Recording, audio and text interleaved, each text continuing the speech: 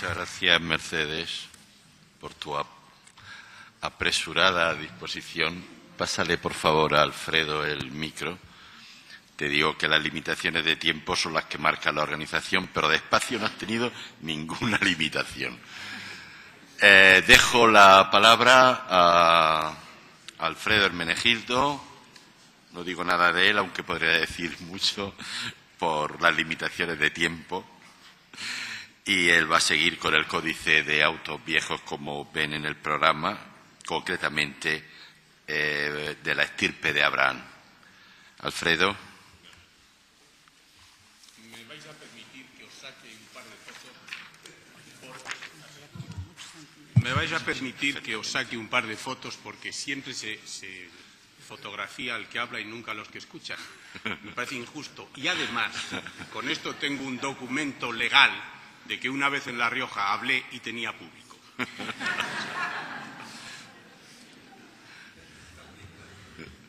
Esto no sale, sí.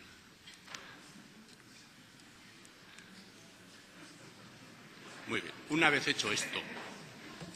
También pueden hacerle fotos al riojano de adopción. Muchas gracias porque habéis puesto el lado bueno. Quiero dar, en primer lugar, las gracias a la organización de este congreso, a Claudio, a Juan, a Paco. Las gracias y deciros mi admiración por la tarea inmensa que habéis hecho en muy poco tiempo. Y además quiero dedicar esta presentación a Mercedes de los Reyes, no solo por su arriesgada y singular batalla con las escaleras del monasterio de San Millán, sino fundamentalmente por su singular y monumental estudio sobre el Códice de Autos Viejos. Vais a tener que oír algunas cosas repetidas, sobre todo en torno al auto de Digna, pero no nos habíamos puesto de acuerdo los dos. Yo voy quizás por otro camino.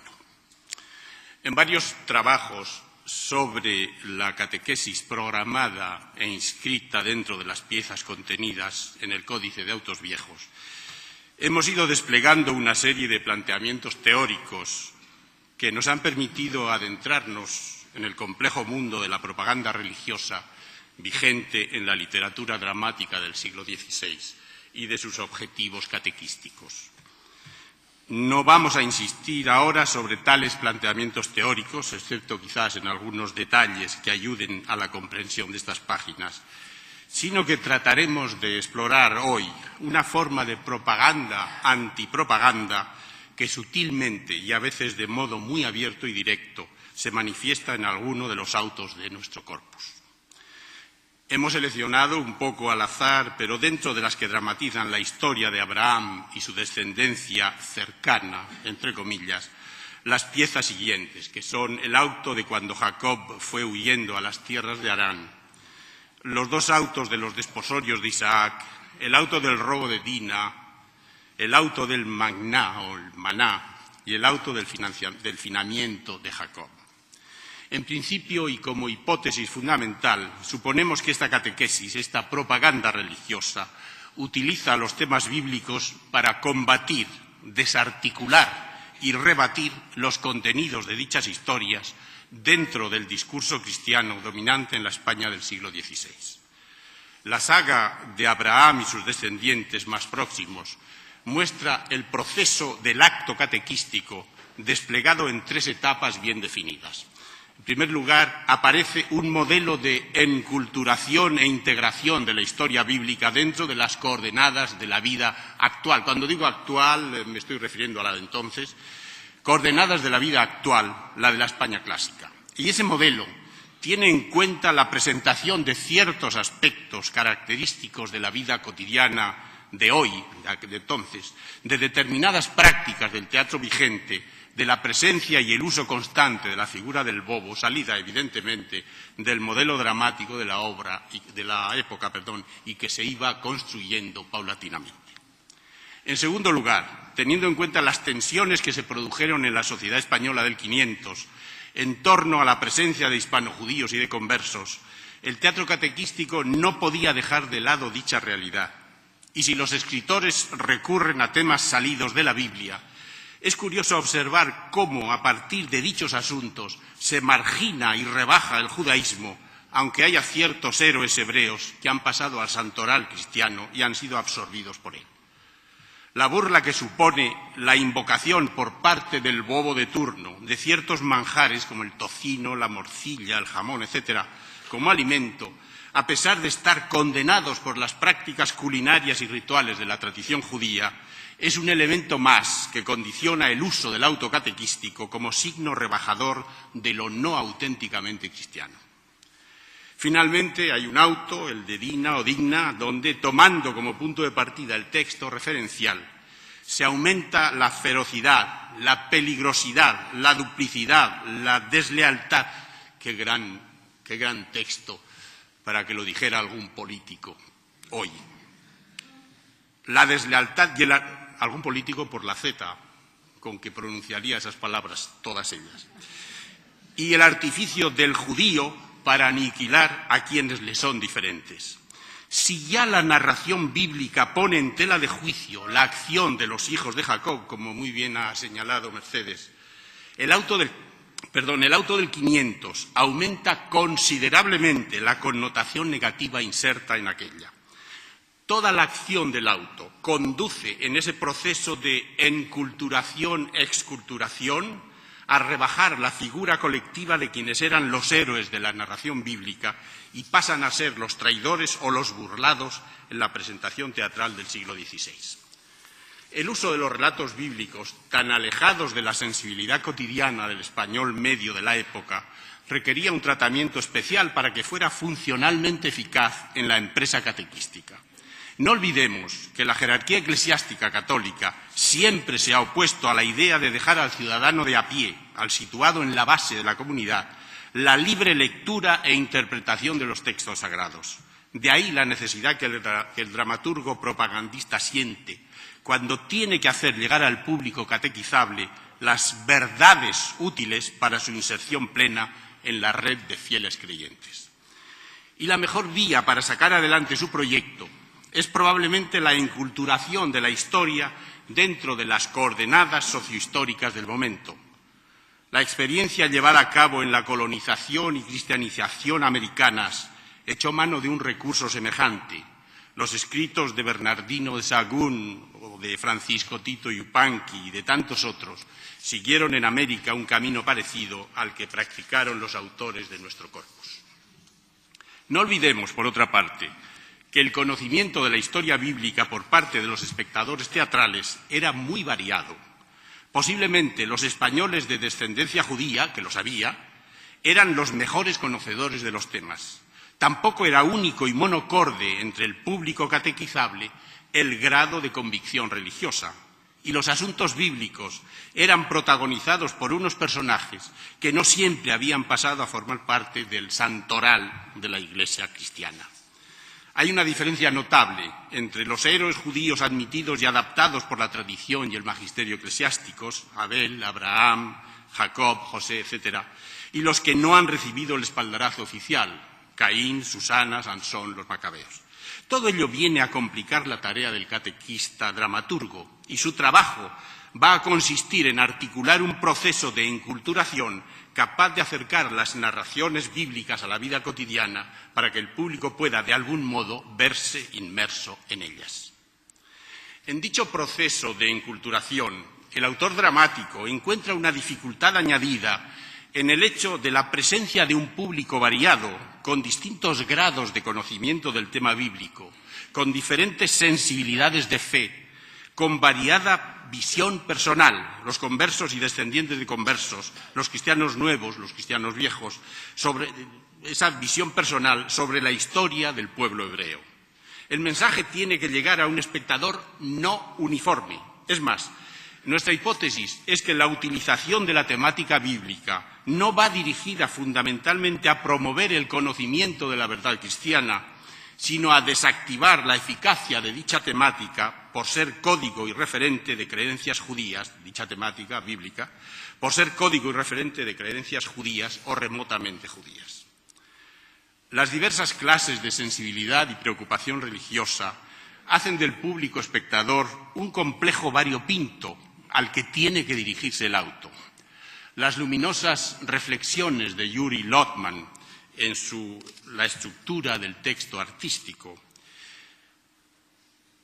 estas reflexiones sobre la semántica pluriestratificada nos ofrecen vías útiles para comprender el fenómeno de la catequesis teatral en los años que nos ocupan. Es decir, cada espectador o cada grupo de espectadores descodifica un mismo texto de diversas formas según sus propios intereses, conocimientos, preocupaciones, etc. De ahí la necesidad de construir un texto capaz de cubrir un espectro muy amplio, de ofrecer un espejo en el que pudieran verse reflejadas distintas mentalidades y diversas maneras de vivir. No deja de ser curioso señalar que entre esas distintas mentalidades y dentro del Códice de Autos Viejos no están las correspondientes al mundo hispano-musulmán. Solo se apunta al espacio sociocultural judío representado en los textos bíblicos referenciales. Es cierto que en la tradición cristiana no se incorporaron las verdades religiosas del Islam, pero hay algo muy común entre unos y otros y, sin embargo, eso no ha pasado, está ausente de manera total. Vengamos al problema de la enculturación, exculturación y a las soluciones a los diferentes conflictos que los textos plantean. Unos ejemplos nos serán útiles para ver cómo procedieron los dramaturgos. Sobre las distintas clases de público que componen la masa espectadora, se proyecta la práctica social más o menos compartida por todas ellas. Una especie de hiperdiscurso que va más allá de las particularidades, de las particulares marcas sociales, está presente en alguno de los autos, en cuyas fuentes bíblicas no es posible encontrar ese modo de ver el mundo y de contemplar la realidad. Tal es el caso de las alusiones al honor y a la honra que aparecen en varios autos. Así, en los desposorios de Isaac, en el 1, en el primer auto, Abraham ordena a Eliezer que tome 10 camellos con joyas y bastimento y dice, con que muestres el honor del viejo Abraham con ellos, que tome esas joyas cuando emprenda el viaje para buscar esposa para Isaac. Le manda que lleve mucha suma de riqueza con que vayas más honrado.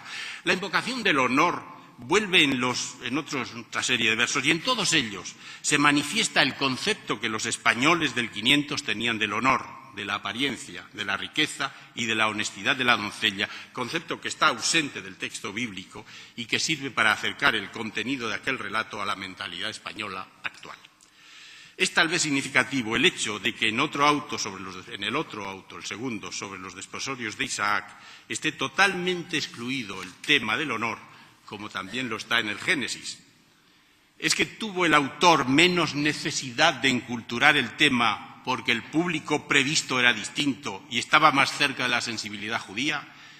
Es pregunta a la que no podemos responder por ahora. Lo único que cabe afirmar es que los desposorios, el número 2, está en otros muchos aspectos más próximo al relato bíblico que en los desposorios, el auto número 1. El auto que dramatiza el robo de Dina presenta el tema de la deshonra de la mujer forzada por el príncipe Siquem. El Génesis señala la violación de la muchacha, pero en ningún caso se apunta de modo evidente al deshonor que tal gesto supone para toda la familia. El auto, como signo de enculturación en la mentalidad española de la época, acaba imponiendo el discurso contemporáneo que hace a todos los miembros del clan víctimas de la deshonra. Jacob, el padre de Dina, invoca mi honra perdida y Rubén, uno de los hijos del patriarca, reacciona muy violentamente invocando la honra mal fortunada. Otros ejemplos de enculturación puede verse en los desposorios de Isaac, el número 1, cuando Abraham cita a las parcas que ya van cortando los hilos de su vida y que, por ser figuras ajenas a la tradición bíblica con ese nombre, vienen a acercar el contenido del relato sagrado a la vivencia colectiva de los españoles y a su dependencia de la tradición grecolatina. Y más allá de dicha tradición, el auto del finamiento de Jacob echa mano de un gesto única y exclusivamente cristiano, la bendición realizada con el signo de la cruz.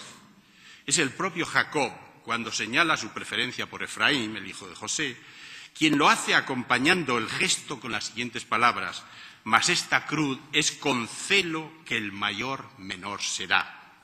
Esta cruz denuncia una didascalia implícita muy evidente, aunque de contenido contrario al que marca la práctica ritual judía. Dicho gesto del patriarca queda confirmado por el mismo Jacob, aludiendo directamente y proféticamente también al sentido que la cruz tiene para la tradición cristiana. En lo advenidero, Jesucristo en cruz porná sus brazos en un madero. La enculturación del gesto jacobeo ha provocado la desarticulación del valor religioso de la tradición judía y su fagotización por el discurso cristiano imperante. El público español del 500 estaba acostumbrado a asistir a las habituales representaciones teatrales, donde se ponían en escena entremeses de carácter cómico que cortaban y segmentaban las piezas dramáticas calificables como serias o centrales. En esos entremeses, o algo semejante, se dibuja un rasgo fundamental del teatro clásico español: la contraposición, el choque de lo negro y de lo blanco, de lo trágico y de lo cómico, del discurso oficial y del propio del mundo carnavalesco, de lo sólidamente instalado en la sociedad y de lo marginal, etcétera, etcétera. Es evidente que tales contrastes propios del teatro están ausentes en la Biblia, pero están presentes en los autos. Y una de las figuras más representativas de la práctica escénica vigente en la España de la época fue el bobo. Al introducirlo en los autos de tema bíblico, los dramaturgos establecen un sólido contacto del asunto referencial con las vivencias del espectador teatral. Luego volveremos a analizar la figura del bobo, del loco carnavalesco. Pero sirva de ejemplo de inculturación el recurso a la presencia de unos personajes absolutamente anómalos en el contexto judío descrito en la Biblia, pero bien anclados en la tradición, en las prácticas sociales de la época en España. Cuando en el auto del finamiento de Jacob, el héroe, preso de grandes dolores, ve cercana la muerte, la ineludible alarma se ve cortada por la presencia del bobo y sus impertinencias, así como por la entrada en escena de un gitano y una gitana. El segmento incluye una conversación entre el bobo y los dos recién llegados. Aquel va a llevar comida a los pastores de los rebaños de Jacob y a anunciar a los hijos del viejo patriarca que su padre se muere. Los dos gitanos, usando la lengua que les caracterizaba teatralmente en la España de la época, pensad en Lope de Rueda, etcétera, se dirigen al bobo. La gitana le dice que tiene cara de Pascua florida, sintagma que pertenece al mundo judío y al cristiano, lo cual ya es un primer signo de enculturación. Y el segundo se manifiesta cuando la gitana, para engañar y robar al bobo, le distrae anunciándole el porvenir, según el estereotipo de la adivinadora del futuro. Que eres bien quisto y amado, eres de damas querido, eres un poco celoso, malicioso y envidioso. Mientras la gitana le mira las rayas de la mano, el bobo se da cuenta de que le han robado el costal. Importan menos los detalles precisos que el conjunto de este auténtico entremés o paso ruedesco en el que el espectador se veía como público de otros juegos escénicos no necesariamente catequísticos ni bíblicos. Pero el acercamiento del relato lejano a la realidad social contemporánea estaba bien perfilado por el autor dramático. El signo más significativo del intento de enculturación del bobo, con los rasgos característicos propios de la figura del loco del carnaval, está presente en todos los autos de la saga de Abraham. A veces carece de nombre, queda así más identificado con la función actoral generalizada en el teatro clásico, y a veces tiene una identificación nominal propia. Tal es el caso de Collazo en el auto que trata de la huida de Jacob a las tierras de Harán. Es el primero que toma la palabra, atando así de modo sólido toda la narración a los condicionamientos del mundo pastoril de hoy, tal como se solía representar en el teatro. La historia bíblica es recuperada así en beneficio de la visión actual y pierde la lejanía propia de un discurso que solo pertenece parcialmente al discurso cristiano oficial. La importancia del bobo y algunas de sus palabras y costumbres son fundamentales en el proceso de cristianización y españolización del tema. El autor no se limita a contar una historia antigua, sino que la inscribe en el hoy político, social y religioso y lo recupera así dentro de los márgenes discursivos de su actualidad, de la actualidad de entonces. Collazo, el criado de Labán, funciona según las coordenadas del bobo. Inmediatamente empieza a hablar de comida, de hambre, de que trae el cuajo desainado. Todo lo que le rodea queda identificado con la función digestiva, con el comer y el defecar. El mastín se engulló una calderada y, como espetó la miga caliente de la caldera, tomóle tanta fatiga que le dio gran cagalera de achaque de la barriga. Y cuenta Collazo cómo Raquel le pidió para curar al mastín canela molida, polvos para que ella le enjalmase, tabletas de cemuino, no sé lo que es cemuino, ni leoguané tampoco, yo no sé si Mercedes lo sabe, y un poco de muy buen vino con que escaldalle los dientes. El detalle de la descripción acerca la historia dramatizada al hoy campesino, al del pastor bobo, comilón y bebedor. En el auto del Maná se repite el mismo modelo, pero destaca un rasgo que nos parece fundamental al analizar el tratamiento de los temas bíblicos en el códice. El villano, el bobo, en medio del hambre que pasan los judíos en el desierto al salir de Egipto, da la visión de quien no ha comido y sueña con un ollón de nabos lleno o con el cuajar de tripas relleno. Rubén, el hijo de Jacob, empujado por el hambre feroz que les acosa, recuerda con nostalgia la falta de libertad bien alimentada, dice, que tenían los hebreos en el Egipto del faraón. Y el bobo, usando palabras identificadas con el discurso del rebajamiento, da la versión popular, carnavalesca, de lo que ha dicho Rubén. El hambre es mujer, que todas son miserables. Oh hambre vieja, arrugada, de las más lindas que vi, coja, manca, derrengada, si has de ser enamorada, sé la de ellos, no de mí. Es el mismo discurso de Rubén, pero reducido a su condición más grosera, más carnavalesca, y con ello el discurso puesto dentro de las coordenadas conocidas por el espectador español de teatro. En este auto se produce una modificación radical del modelo del bobo que, según hemos visto, sirve para establecer el contacto entre las dos culturas. Ahora surge una nueva forma de discurso en boca del personaje. El texto le atribuye los versos siguientes. Oh Dios, si agora lloviesen nabos cochos con tocino, aunque ellos no los comiesen. En el auto de cuando Jacob fue a las tierras de Harán, es Labán quien anuncia a su sobrino Jacob, el patriarca, que puede servirse en su casa gallinas, pan, carne y vino y jamones de tocino. El bobo del auto del Maná, como hasta cierto punto Labán en el auto de la huida de Jacob a Harán, está abriendo una brecha en el edificio social de España. Se alza así una barrera entre él mismo, que comería tocino, y ellos, que no lo harían. Es curioso que el texto dice ellos como expresión cercana al exilis, con que se identificó en más de una ocasión a los conversos españoles de la época. Rubén, el hijo de Jacob, exclama, «Pues ¿quién lo había de comer?», a lo que responde el bobo, «Yo solo, aunque fuesen 100, los comería en un momento». El corte entre la práctica española, «yo solo», y la judía, «nadie lo comería», está marcando muy claramente unos límites sociales entre entre componentes diversos de la sociedad española. No solamente es un puente útil para la enculturación del tema bíblico, es una barrera apta para provocar la exculturación, la exclusión del judío español, del converso que no asume los mismos comportamientos gastronómicos y, en general, sociales que fundamentan la convivencia colectiva de los españoles. En otro momento, el mismo bobo invoca la imposibilidad de comer en el desierto tan sola una morcilla. En el auto se presupone que el bobo ha de ser judío, como los demás personajes, pero una muralla se alza como signo de la imposible enculturación de la historia judía dentro de la sociedad española.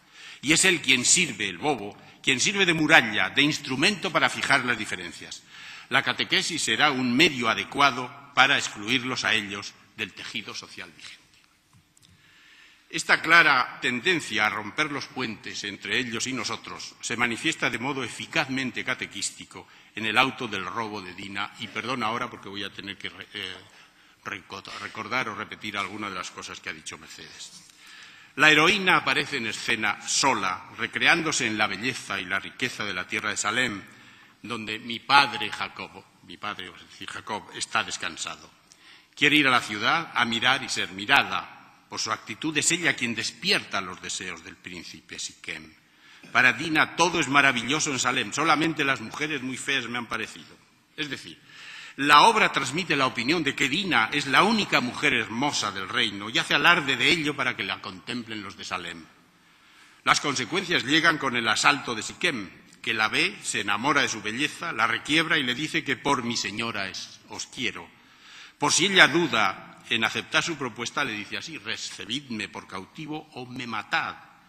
Dina le rechaza y el príncipe insiste inútilmente. En el auto, Siquem aparece como persona realmente enamorada que busca a la mujer, guardándole todo el respeto debido. Y ante la negativa, va a forzar a la muchacha. El texto del Génesis invierte la secuencia de los hechos y describe primero la violación y luego el enamoramiento y el propósito de casarse con Dina. El orden de los detalles narrados es importante, teniendo en cuenta la serie de hechos que se van a dramatizar a continuación. En principio, pues, la actitud de Dina es provocadora y negativa. La de Siquem está trazada con connotaciones positivas, a pesar de todo. La escena del rapto de Dina queda interrumpida por un pasaje en que Jacob y el bobo, llamado aquí con nombre hebreo, Simón, hablan de asuntos totalmente ajenos a lo acontecido. Simón habla al patriarca de los problemas cotidianos: el perro manchado, unos pantufos de jamelote, el gato. El segmento no tiene más interés que el de ser el reflejo típico de la impertinencia del bobo en los momentos más críticos de la acción.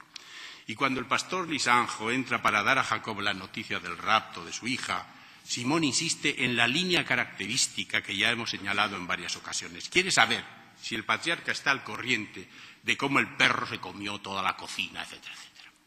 Y cómo la dornajuela, atención a la palabra, y cómo la dornajuela se quedó sin alma, es decir, se quedó vacía. La salida del tono del bobo corta las lágrimas de Jacob, que ve la mi honra perdida. Y aquí entra en juego toda la potencia semántica de la palabra dornajuela, que es, según Covarrubias, una artesuela pequeña y redonda en que dan de comer a los lechones. En el mundo del bobo, la dornajuela se quedó sin alma, se quedó vacía, y por eso llora Jacob.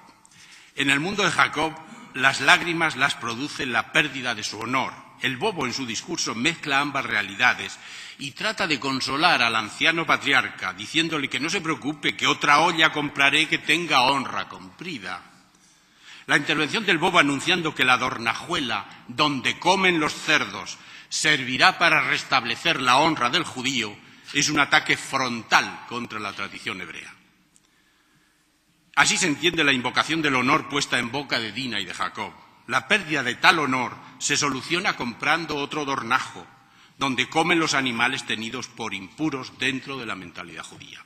La palabra dornajuela se alza así como icono fundamental para comprender el proceso de enculturación a exculturación, la manera de dramatizar una catequesis claramente excluyente de quienes estaban anclados en la tradición bíblica, es decir, los judeoconversos españoles. Ya no se trata de usar al bobo para enculturar la tradición testamentaria, sino de utilizarlo como portavoz de una realidad claramente marginadora en la sociedad de la época. El auto va más lejos en su proyecto desestabilizador de la convivencia. El relato bíblico cuenta cómo los hijos de Jacob se negaron a que Siquem se casara con Dina, según les propone el rey Emor o Hamor de Salem. La razón invocada es que nadie puede casarse con una judía si no está circuncidado. El rey acepta la propuesta y ordena a todos sus súbditos que se circunciden. Los hijos de Jacob, aprovechando el estado de inferioridad física de todo el pueblo nuevamente circunciso, matan a los varones de Salem. La extremada violencia de los hijos de Jacob les es reprochada por su propio padre y pasa entera, está en el auto, en el texto bíblico, y pasa esta narración, pasa entera al auto, pero con adaptaciones muy significativas. De todos modos, cuando un escritor escoge un texto referencial, esta elección nunca es inocente ni insignificante. Eso, a partir de ahí, podemos seguir hablando.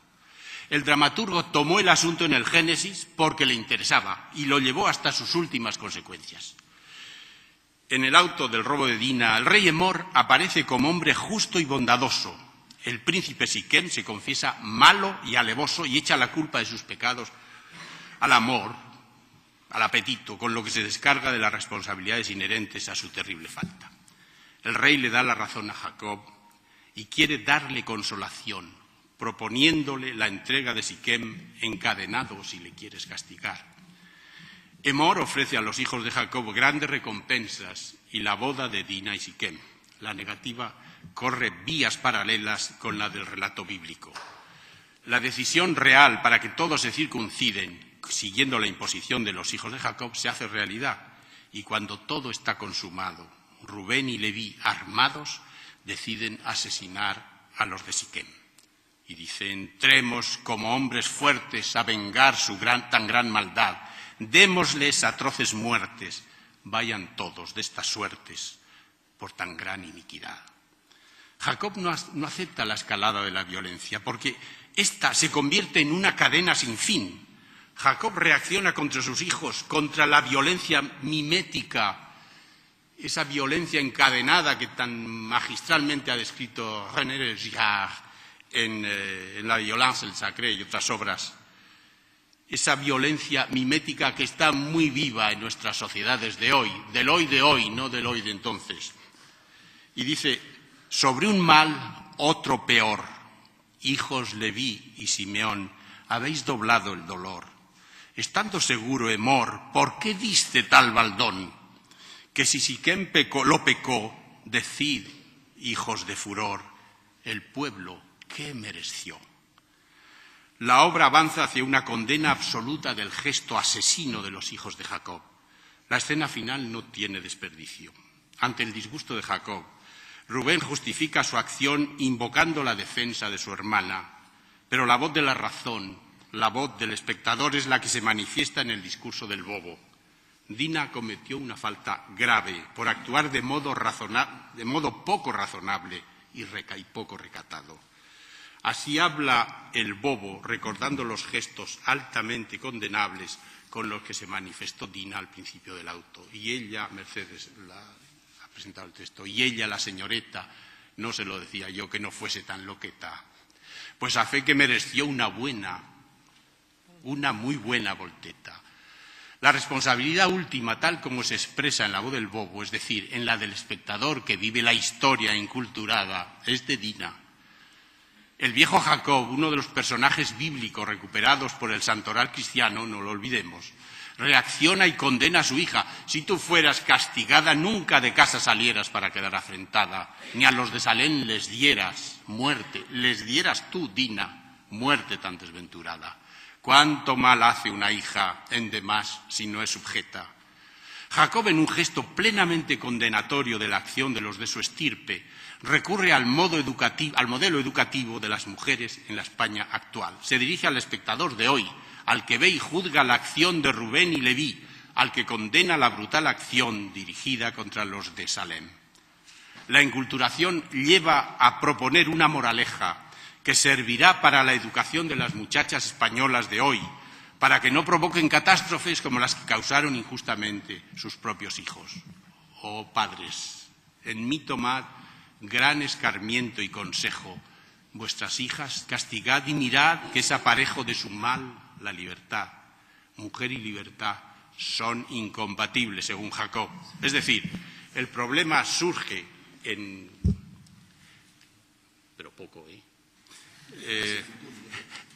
surge en Salem provocado por la actitud de Dina. La representación llevada a cabo por los hijos de Jacob es injusta.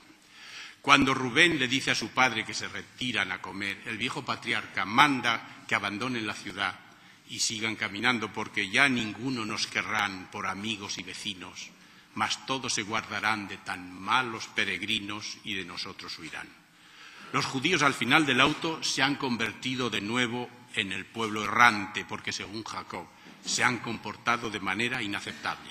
Y todo ello está motivado por la violación de quien en el fondo, siguiendo la opinión de Jacob, casi lo ha merecido.